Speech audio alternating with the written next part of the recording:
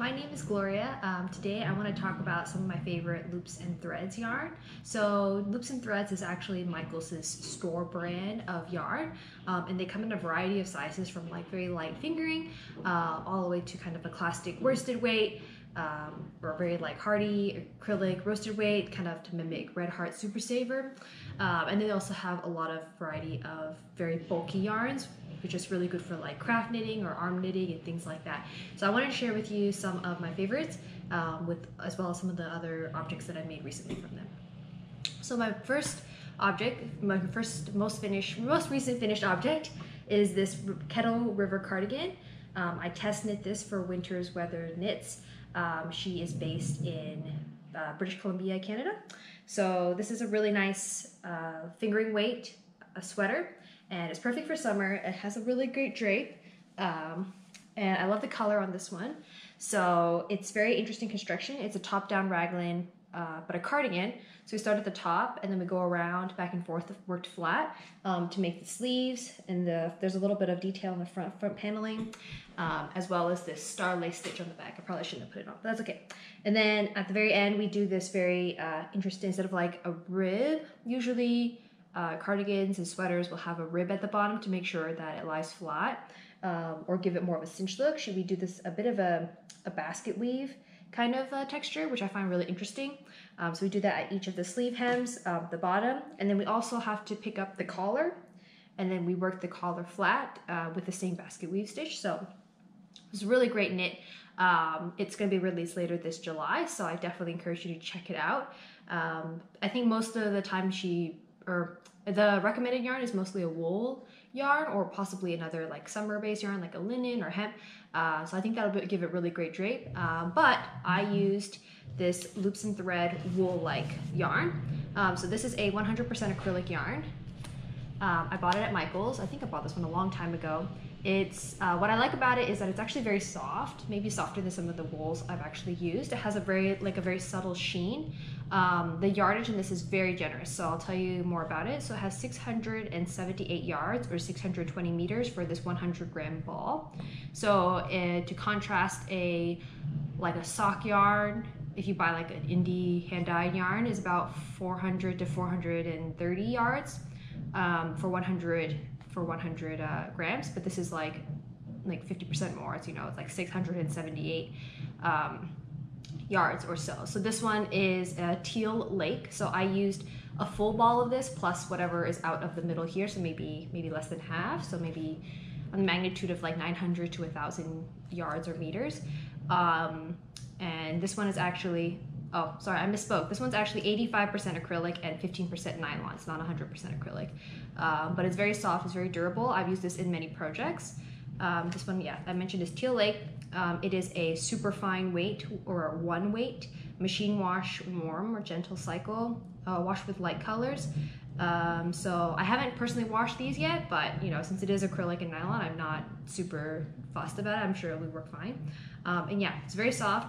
I bought this in a lot of colors. I think when I last checked in Michaels Canada, it was about $4.50 for one ball, but they definitely go on sale sometimes, and in the US I've seen as low as $1.50 US for one ball. So it's like a great deal if you want a lot of yards, if you're doing a lot of fingering weight projects. So I highly recommend it. I've also used it for many other projects. So one of the other projects I'm working on are these Advent calendar mittens, sorry. There's a pattern, which I'll link down in the description below, of these charts that you can make to make these like tiny little mittens. So like hand for scale, tiny little mittens. There's different color work charts. So these are two of the most recent ones I made. This one has a little horse, and this one just has a nice subtle lace weight, or lace work, sorry, lace work chart with some diamonds and some other like intricate stuff on the inside, and it also continues to the thumb. So what I like about, I've used various colors of wool-like, and I'm pretty sure I have enough yards, no problem.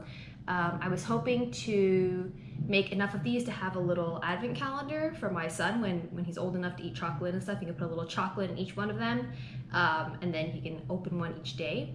I did make some modifications to these little mitten patterns. So on the original charts, they have a number on here which says like, you know, mitten 12 or mitten 13, and I didn't want to necessarily be bound to like those numbers if I'm displaying them and things like that, so I just omitted the numbers. And also they have an interesting yarn over texture for the little rib, the little cuff here. They use a bunch of yarn overs and pearls to make this like cool like arrow pattern, but I found that when I did it, maybe if I wasn't doing it right, it just got the yarn very tangled and kind of a mess. So I didn't love it enough to keep doing it, so I just do just a simple stock knit color work here. As you can see, maybe like these mittens are not the best that you probably have ever seen, but I'm still working, like practicing my color work. So definitely I think this is a good project for me to be exposed to like different color work patterns and different techniques, and just like a lot of practice, you know, like when you start out to knit, your gauge is all wrong, you drop stitches, you slip stitches, it's a mess, but you just got to keep doing it and then you get better. So that is another project that I'm working on with Wool Like. I also recently finished the Concatenation Shawl by Expression Fiber Arts. It's a really light, like a really large shawl, more like a scarf in terms of a very long rectangular style, and it's mostly in stock knit. But anyways, I actually gave it to my mother-in-law for Mother's Day this year, so I don't have it anymore, but you can check out the details on my Ravelry, and I'll include links in the description below. So that's all I wanted to say about Wool Like. I definitely encourage you to check it out. It's still being sold, and it's one of my favorites for sure. So the next one I want to talk about is another recent finished object. This is the Cecile Blouse, and this is a free pattern from Hobby Yarn. So if you've seen my previous videos, I love Hobby Yarns. They have a lot of free patterns that you can definitely mix and match yarns with. Either Hobby Yarns, which you can just like easily select which color you want, and it'll auto-populate what you need as kind of like a DIY kit. So I really liked it. That one used their Diablo Yarn, which is it's a more budget version of a mohair. So it uses like acrylic blend, a little less mohair, makeup and things like that. So it's a lot cheaper, only like $4 to $6 for a small ball. Whereas if you got like real mohair, it might cost like $30 or more. So anyways, you can check out the details on Hobby's website, but I saw this yarn in Michael's and I decided to see if I could like use it for this pattern. So there's some differences in that that Hobby yarn is very, very thin. I would say like it's probably thinner than a fingering weight, but this one is called the Brushed Swirl yarn. And it is definitely thicker. You can see how it has, hopefully you can see, it has that mohairy like hair around it, but it also has this twisted 2-ply or 3-ply kind of blended yarn on the inside. So it actually makes it at least a DK in my opinion. This label says it's a medium 4 weight, so that's like about a worsted weight. Its makeup is 46% acrylic, 44% polyester, 5% wool, and 5% alpaca. So it definitely says hand wash. And this whole ball, this is 7 ounces or 200 grams, and it has 608 yards or 556 meters. This specific color is called Spring Green, and I lost the label for this one, but for this blouse, I did a swatch and I had to kind of reweight the gauge so to get the same number of stitches for approximately the same size. In terms of how this is constructed, it starts at the top and we do a bit of garter stitch edging for the collar, and then we actually just from here you do 2 increase rows. So like in each of these increase rows you double the number of stitches. So you knit one and then you create one like with the yarn over, and then you knit one and yarn over the whole way around. So you essentially quadruple the number of stitches. So that's how you get this very like ridged or rippled, ruched kind of look at the top here at the collar. And then we just keep knitting. The rest of it is quite simple. We keep knitting, stock knit until you get to the sleeves. And here then we put the sleeves on separate needles and then we do the body. Now actually, because when I was doing it and I got to where you would separate for the sleeves, I wasn't sure how much yarn I would have to finish the body and the sleeves. So I actually did the sleeves first because I would rather have short sleeves, or like a decent length for sleeves and a shorter body to make a more cropped look. instead of running out of yarn for the sleeves, because that'd be kind of a problem. But yeah, because like if you notice for this yarn, it's very like hairy. I found when I was knitting it, if I had to like knit, like go back or like undo some of my knitting, the yarn would actually catch on itself, and it was very difficult to undo. Like I'd have to almost cut the hair because it would all just like bunch up on itself and just snag. So I found that very annoying, and I didn't want to have to like knit too much for the body and then go to the sleeves and have to undo the body to get yarn for the sleeve. So I went ahead and just did the sleeves first, and I was like, okay, that's great. You notice that the sleeve has this garter edge, garter stitch edging as well, like similar to how the collar is.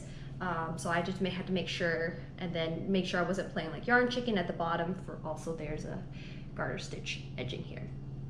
So I noticed that like when I was using the yarn, there wasn't a lot of color pooling, and I'm glad I stuck with something in terms of a more simple texture. It was just stockinette stitch all the way around to show off this yarn. I think if I had a texture, it might get lost in some of the hairiness or fuzziness of this yarn. You obviously don't see a lot of too much color pooling, so I think that was a really good choice for this variegated yarn. It's also possibly because there's so many stitches all the way around. It has a lot of positive ease in like the bust and chest, so definitely that does take into account like how much color pooling there would be. So at first I wasn't sure. This is a pretty hefty sweater, like it's not a summer knit for sure. I feel like if you made the Diablo version, it would be light enough to wear in the summertime, but I think this is definitely more of a fall or winter piece. But because it's cropped, it's kind of nice. You can actually see, then you can, oh, if I wear a dress underneath, there's like a lot more layering you can do to show off different like outfits that you have. So I think overall this was a success. So it was, I'm glad I bought this yarn.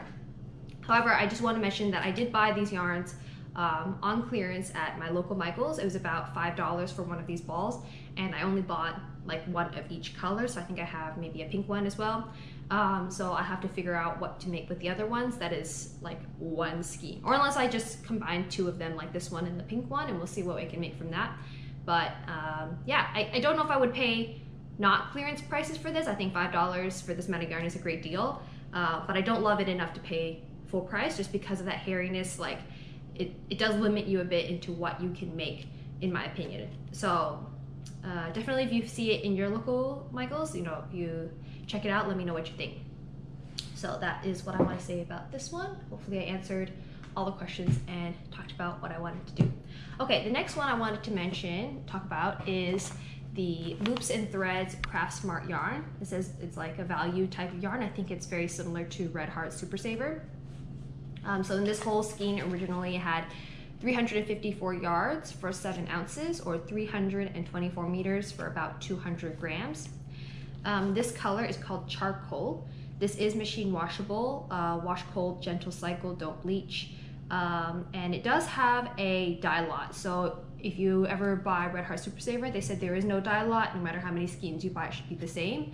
I guess for this one, they do have some dye lot information. So just be careful when you're picking out yarn for a larger project. This one says it's a medium size 4 yarn, and it's 100% acrylic. So yeah, you definitely get a lot of money, like a lot of yarn for your money. I think it was a few bucks. I used a coupon, so that should be fine. So what I did was I combined it with Red Heart Super Saver, and I made this little tiger Halloween outfit. Oops, there's a little tail coming out. I made this for my baby last Halloween, so I thought that was a really cute project. I got the original inspiration from this Knitted Animals nursery book that a family friend had given to us as kind of like a welcome baby gift. So I will put a link in the description for that book, but in that version it is a knitted outfit. I just couldn't get the gauge to work, and I was trying to get it done as fast as possible, so I ended up crocheting it freehand. So for the hat, I just started with the regular baby hat. You just increase until basically the circumference of the head is reached around, and then you just like single crochet like to make the rest of the tube for the hat. And afterwards I crocheted these little ears onto it. I remember when I was crocheting it, like my baby was going through a growth spurt at the same time, so it like barely fit him on Halloween, so it doesn't fit him anymore for sure. So that was the hat, and then also these little pants that I put on him. I've just put on top of like his other pants or something. So it's just crocheted, single crochet in the round all the way to here, and then I like separate for the legs, make 2 legs, and then I also made this little tail here, and then sewed that on afterwards. So it was a cute little tiger for you know, all the pictures. You know, we couldn't really celebrate Halloween this year because of the pandemic, but I guess that makes me a tiger mom. So anyways, I thought this was a really fun project. It worked really well with the Red Heart Super Saver. You can tell like there's no obvious changes in gauge when I was using it. They didn't have black when I was going. Maybe it was because of Halloween they ran out of black, but I thought the gray like complemented it very nicely actually, instead of a very harsh black looking kind of thing. So definitely check out that pattern or see what you can freehand crochet for your next Halloween project. Okay, the next one I want to talk about is now I think it's discontinued loops and thread yarn. It's called Facet Stones. I know that when I bought it was probably on clearance, and I think I bought 2 balls. So I was Googling, and then I think they come in 150 gram skeins, I guess. So I must have bought 2 of those, so about 300 grams, however many yards that is, and I made 3 items. So first I made this Dotty Beanie. This Dotty Beanie, the pattern is from All About Amy. So the owner is Cecile Blouse. She's also Canadian. She has lots of free patterns on her blog, so I encourage you to check them out. They're definitely for like beginner or intermediate knit and crocheters. So there's a wide variety there. So I definitely have used a lot of her patterns and I love them. They're very easy to read. So in other videos I mentioned how like if you have variegated yarn or like self-striping yarn, you may not want to pick something as textured to use it with because it can get lost. So I think in this case, this beanie is like, you can see that the yarn is actually very self-striping. And for the Dotty Beanie, I guess the design of it is that it's mostly stock knit beanie, but it has these little like pearls for the pearl stitches. So you can see one like right here, you can see right here, and it's supposed to make like kind of nice diagonal line to kind of like bring it all together, but I don't think you can see it unless you were looking for it on this hat, what those would be like. So I think if I had just made this a stock knit beanie, I think that would have been sufficient, but I think I just wanted to try making that pattern for this hat using this yarn. So the yarn is probably acrylic, I believe it's single spun. So it has a good texture, has good stitch definition, but because of the color, I think you're gonna have to really see and do like a gauge swatch to see like what or how the texture will look using the yarn. So first I made this beanie, and then I made a seed stitch cowl. So this one, again, this one is a little bit better, I think, because the texture is more uniform with just like a knit, purl, knit, purl, knit, purl all the way around. So you can see the texture a little bit more, but you also definitely still see the self-striping pattern. So this was very interesting. And yeah, I think you can definitely see, yeah, stitch definition is very good. And you can still see it within the self-striping pattern. So that is very fun. And then the last thing I made was a crochet cowl, very simple, kind of like a linen stitch, double crochet, just go all the way around and just keep making it until you run out of yarn, which is probably what I did. This one is very interesting because you can see what crochet with the longer or a longer circumference it can do with the color pooling. So you can see there's not as many stripes here, but like with something like this, you see a lot more stripes within the thicker texture. So I thought that was really fun. This is really beautiful. I love the colors. Definitely would rethink some of these patterns that I did. Maybe not the Dotty Beanie, but I like it in this crochet cowl kind of scenario. Yeah, so I don't know if you can see on the GoPro, but the yarn is pretty much single spun. It's not plied. So definitely good stitch definition, and love the color changes. So yeah, I made this Facet Stones. So if you have it in your collection, just think about like what kind of projects you would want, something self-striping or something with simpler texture to really show off the color changes. Okay, so we've had a variety, so I kind of tried to go from like thinnest to thickest yarn. So the second to last one here, I guess, or yeah, last item I made is this giant blanket. This is using the Loops and Threads Braid Big Yarn. Oops, you can see the yarn tails. Braid Big Yarn. So this blanket is using just a linen stitch, corner to corner pattern, just a very simple pattern. You basically start in one corner, say it's this corner, and then you just increase each row until like you just keep working on the bias. So each row is getting longer and longer and longer until you get to the halfway point, which is the longest, the hypotenuse, I guess, of the square. And then you start decreasing until you hopefully have enough yarn and finish it. So the linen stitch is, I can put a link in the description below, but it's basically alternating a chain and a single crochet, and you just single crochet into the chain of the previous row. There'll be like little gaps. So it works out very quickly and you don't have to look at it as much. I think you can mostly feel with your fingers if you're a little bit more experienced to just crochet it really quickly. So I'm pretty sure I crocheted this while we were watching TV. They come in really, really big hanks. I had bought 4 of them. I think it was about between $7 and $9 on sale for each of them. I was gonna make a different blanket, but the knitting needles or the crochet hook, it just didn't work out with the self-striping pattern here. So I just made this very simple blanket. And yeah, so I had 4, so I kind of crocheted until I used up 2 of them, and then I just used the 2 of them, the remaining 2 to do the decreases. And that's how, because they're supposed to be the same length for each skein. So that's how I chose to do that for this self-striping pattern. So you can obviously see, like for these shorter rows, like the stripe will be a lot thicker than in these longer rows where like the stripe may only last for 1 row or not. See, there's only like a thin band of white here, whereas for these shorter rows you get more of a white thickness here. So it's very interesting how the striping works. I definitely recommend it, but you have to have a large enough crochet hook or knitting needle. If I were to knit it though, I think it'd be very heavy. So that is something to consider as well, because you keep having all these all the stitches on your needles.